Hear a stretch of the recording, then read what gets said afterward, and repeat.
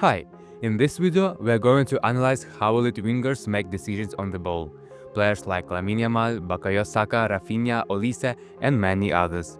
In the first part of the video we'll break down how the distance to the defender's body orientation and the distance to the nearest covering teammates influence where and how top-level wingers beat their opponents.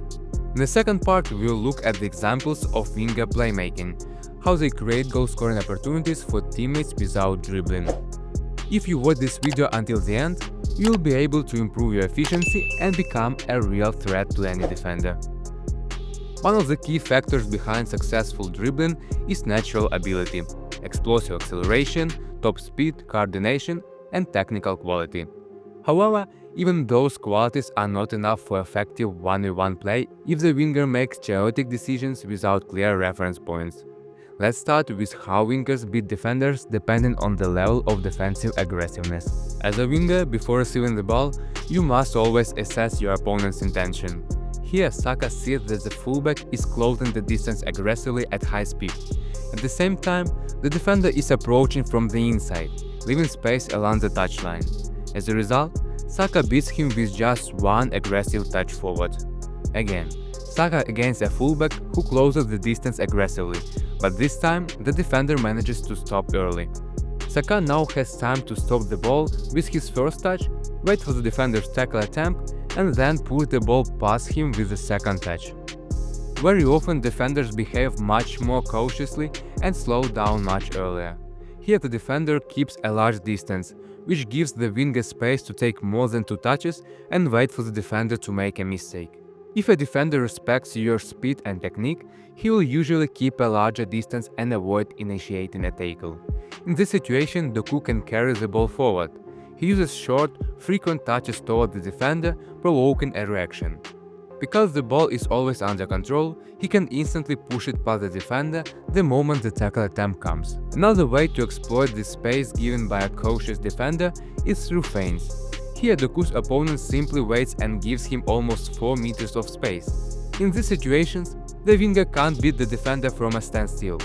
The defender would still have an advantage when accelerating.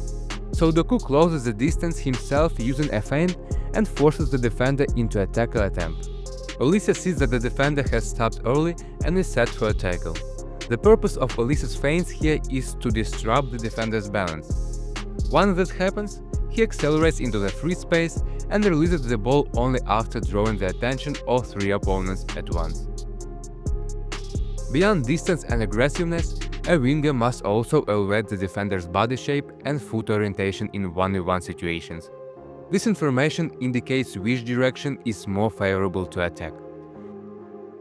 Here Moussa from Feint is carrying the ball at high speed, forcing the defender to fully open his body toward the byline. From this position, it's extremely difficult for the defender to quickly rotate back inside. In addition, the nearest covering defenders are too far away to provide support. Now a different scenario. The defender doesn't fully commit his body to one direction and keeps a distance that allows him to adjust. More importantly, there is a second defender controlling the inside channel. As a result, both defenders are ready to block a shot after an inside movement. Now an example with Kvaratskhelia. Even while receiving the ball, he lifts his head and scans his options. His teammate makes a run in behind, dragging a defender with him. Now the fullback defending Kvaratskhelia has no cover on the outside. At the same time, the defender blocks the inside and leaves space forward, and Kvaratskhelia immediately accelerates into it. Once again Doku. At first the defender's body is fully oriented toward the byline. Doku turns with the ball in the opposite direction, and the moment he notices that the defender is adjusting his body shape, he pushes the ball into the space the defender is least prepared to defend. So when making dribbling decisions, elite wingers evaluate whether the fullback is moving or already stopped, the distance to the defender's body and foot orientation, and the readiness of covering defenders. If a winger also has strong speed and technical quality, stopping him becomes extremely difficult. Which one of these factors do you personally find the most difficult to read during a game? Defender distance, body rotation, or cover behind? Let us know in the comments. Another crucial aspect of winger play is courage and creativity. Here the opponent applies a high press in Barcelona's attacking half, leaving no free players. Raphinha drops deeper to create a passing line for his teammate under pressure. He receives the ball in a very uncomfortable situation. Passing options are marked, he is back to the goal, under pressure and restricted by the touchline. But notice how one unexpected turn completely changes the situation. Now Raphinha is free and has several attacking options, yet he chooses the least risky one.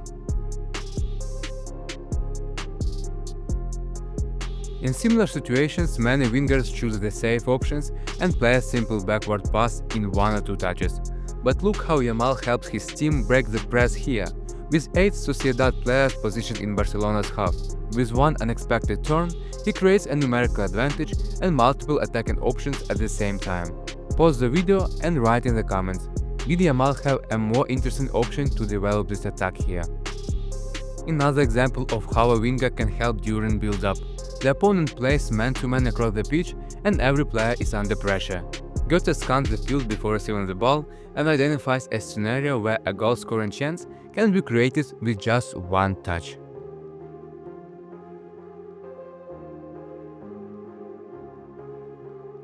Scanning becomes especially important during transitional moments, when the opponent leaves space behind and is often unprepared for a quick pass. Here, Olise scans the far side teammate in time and instead of unnecessary dribbling, cut through the entire position with one pass.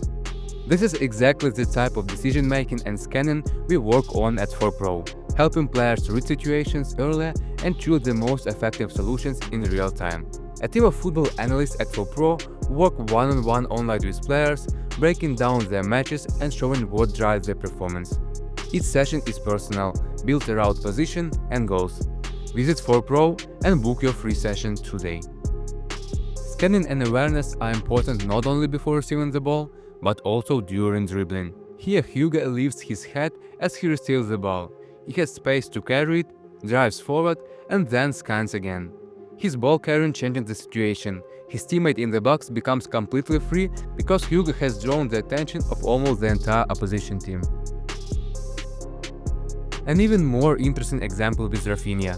First he assesses the position of his direct opponent and moves inside. Then he sees the nearest teammate is marked and that the central defender is controlling his pass inside. Next, he notices a center-back stepping out toward a player between the lines. In this zone, Barcelona don't have a numerical advantage, which means it must exist somewhere else.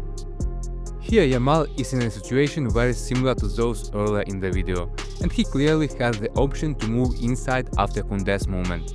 But instead of focusing only on nearby options, Yamal notices the gap that opens between the two center-backs. If you enjoyed this analysis, comment what you'd like to see next. This video is part of a larger ForPro course. Check out our educational course, follow the link on our platforms in the description. Message us for more details.